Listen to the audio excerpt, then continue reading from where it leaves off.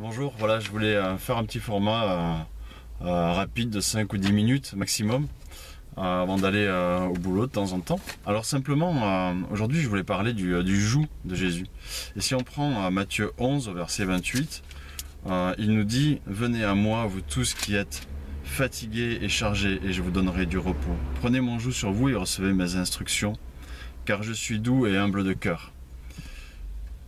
Et vous trouverez du repos pour vos âmes, car mon joug est doux et mon fardeau léger. » En fait, le fardeau dont Jésus parle, c'est tout simplement le fardeau des religions. Vous voyez, peu importe si on va dans une église catholique, protestante, évangélique, pentecôtiste, je ne sais quoi, témoin de Jéhovah, ménonite, peu importe. Il y a des jougs et des fardeaux qu'on se met suivant nos doctrines et les rituels qui correspondent à nos... comment dire, à nos dénominations. Et ce sont des choses qui nous éloignent peuvent nous éloigner de Dieu, parce que simplement on croit que si on n'a pas accompli les bons rites, si on n'a pas la bonne pensée doctrinale, si aussi parfois j'ai entendu des prédications de certains pasteurs qui peuvent dire « Oh, on sait que cela, il y a des chrétiens qui pourraient venir à toutes les réunions et ils ne viennent pas, drôle de chrétiens. » Mais tu te dis, mais qu'est-ce qui se passe dans la tête de cet homme pour qu'il prêche une chose pareille? Est-ce qu'il ne sait pas que si sa justice ne dépasse pas celle des pharisiens, il n'ira pas au royaume des cieux? Mais voilà, on a des choses dans nos têtes qui sont des jougs et nous empêchent de vivre l'amour que Jésus a pour nous et de vivre cette belle promesse qu'on vient de lire ensemble. Donc en fait, il peut aussi y avoir le joug de la mode, le regard des autres sur nous. Parce qu'on nous dit qu'on n'est pas habillé comme ci, on n'est pas habillé comme ça. Moi je vois des fois il y a des gens qui disent à d'autres voilà, tes chaussures elles vont pas, ta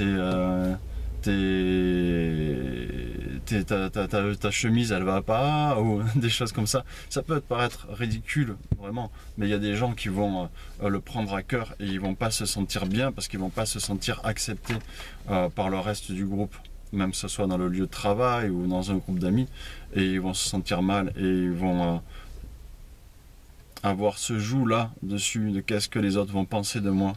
Et en fait ils oublient carrément que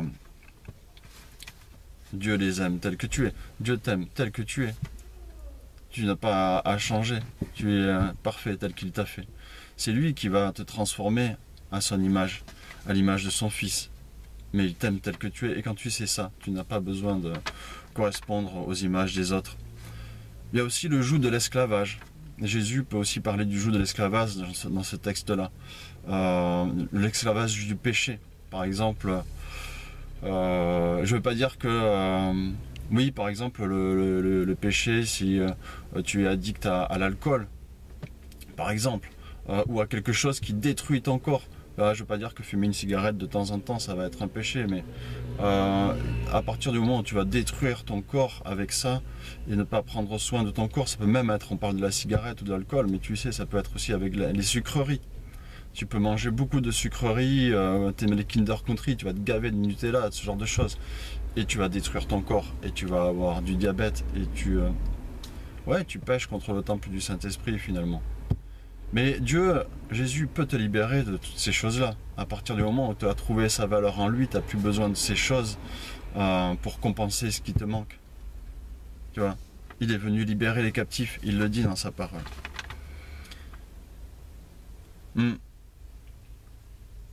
En fait, avec un joug, si tu mets un joug sur un bœuf, le joug il va tirer quelque chose. Et toi, avec un joug sur toi, tu vas tirer quelque chose. Mais si c'est un joug qui t'écrase, comme le poids des religions, le poids des traditions, le poids du regard des autres sur toi, le poids de ta culpabilité, tu vas pas avancer.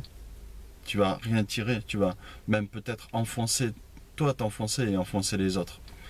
Et ça, ce n'est pas ce que Jésus veut. Jésus veut te libérer, il veut te donner un joug léger. Et tu sais ce que son joug est? Son joug, c'est aime ton Dieu de tout ton cœur et de toute ton âme. Aime ton prochain comme toi-même. Mais c'est facile en fait. C'est pas très compliqué, ce n'est pas ton amour à toi, ce n'est pas avec ton amour à toi, c'est avec l'amour de Jésus. Il suffit que tu l'acceptes dans ta vie, et là il vit en toi, et c'est lui qui te donne cet amour-là et cette capacité. Et avec ça, tu peux tirer non seulement ta vie, mais aussi ta famille, tous les gens que tu aimes. J'ai une amie l'autre jour, parce qu'on fait partie d'une église de maison, et cette amie nous dit, j'étais un petit peu embêté avec cette parole de Jésus, parce que je lui ai dit, Seigneur, ton joug, même s'il est doux, c'est quand même un joug. Et c'est quand même quelque chose que tu mets sur nous. Et là, elle a reçu cette image magnifique de Jésus qui met son bras autour d'elle. On voit pas là, comme ça. Et qui lui dit, viens avec moi. Je suis ton ami, je t'aime. Suis-moi. Ça, c'est l'amour de Jésus. Ça, c'est le joug de Jésus-Christ. Alors, je pense que la prochaine fois, on parlera d'amour. Parce que je pense que j'ai besoin d'être recentré là-dessus et j'ai besoin de méditer là-dessus, sur l'amour que je porte aux autres. Est-ce que c'est mon amour? Est-ce que c'est moi que j'aime à travers les autres? Ou est-ce que j'aime vraiment les autres? Enfin, on en parlera la prochaine fois. Il faut que j'éclaircisse ça avec Dieu parce que je trouve que je suis vraiment un abruti des fois. Voilà, que Dieu vous bénisse et passez une bonne journée.